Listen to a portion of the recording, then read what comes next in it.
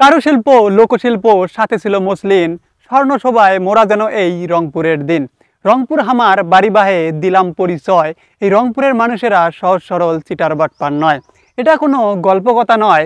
এই রংপুরের মানুষের সাথে মিশে দেখেন, পেয়ে যাবেন তার বাস্তব পরিচয়। দর্শক মণ্ডলী, আপনারা ভালো করে জানেন রংপুরের প্রত্নতাত্ত্বিক নিদর্শন, ইতিহাস, ঐতিহ্য, সভ্যতা, সংস্কৃতি ও সৌন্দর্যগুলোকে আমি আমার ভিডিওর মাধ্যমে আপনাদেরকে দেখিয়ে থাকি। তার এই ধারাবাহিকতায় আজকে আমি চলে এসেছি বেগম রোকেয়া বিশ্ববিদ্যালয়।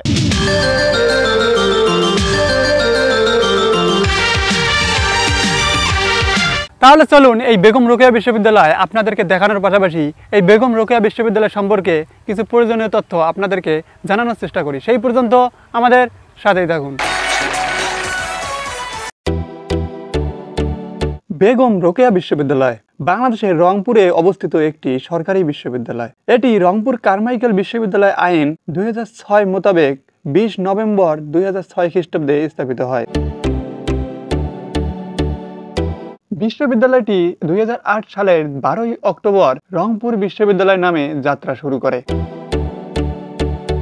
পরবর্তীতে 2009 সালে বাঙালি নারী জাগরণের অগ্রদূত বেগম রোকেয়া সাখাওয়াত হোসেনের নাম অনুসারে বিশ্ববিদ্যালয়টির নাম বেগম রোকেয়া বিশ্ববিদ্যালয় রংপুর নামকরণ করা হয়।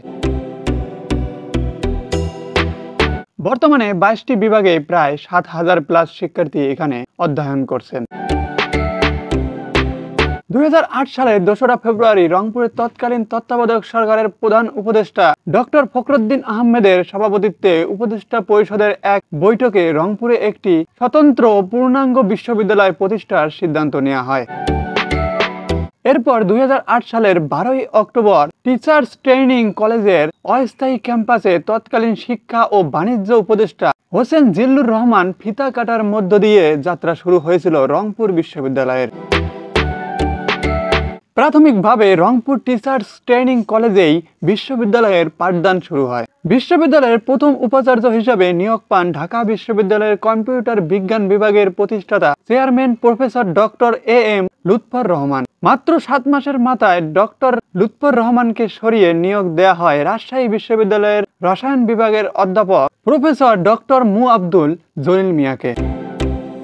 পরবর্তীতে 2009 সালের শুরুতেই আওয়ামী লীগ সরকার গঠনের পর এক প্রজ্ঞাপনের মাধ্যমে রংপুর বিশ্ববিদ্যালয়ের নাম পরিবর্তন করে রাখা হয় বেগম রোকেয়া বিশ্ববিদ্যালয়। 2009 সালের 5 এপ্রিল 12 জন শিক্ষক ও 300 জন শিক্ষার্থী নিয়ে রংপুর মহানগরীর পার্কের মোড় এলাকায় স্থায়ী ক্যাম্পাসে বিশ্ববিদ্যালয়ের যাত্রা শুরু হয়। নবনির্মিত বিশ্ববিদ্যালয় ক্যাম্পাসের উদ্বোধন করেন প্রধানমন্ত্রী শেখ হাসিনা।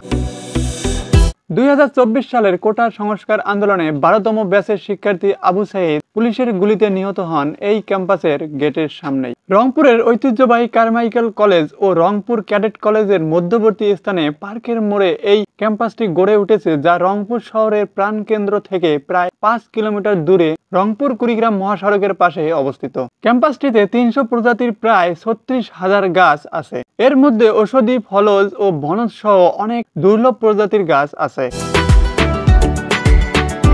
যা দেশের আর কোনো বিশ্ববিদ্যালয়ে এত প্রজাতির গাছ নাই।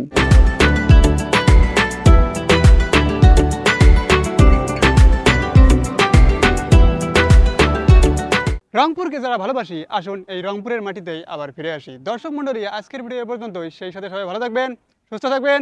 আল্লাহ হাফেজ।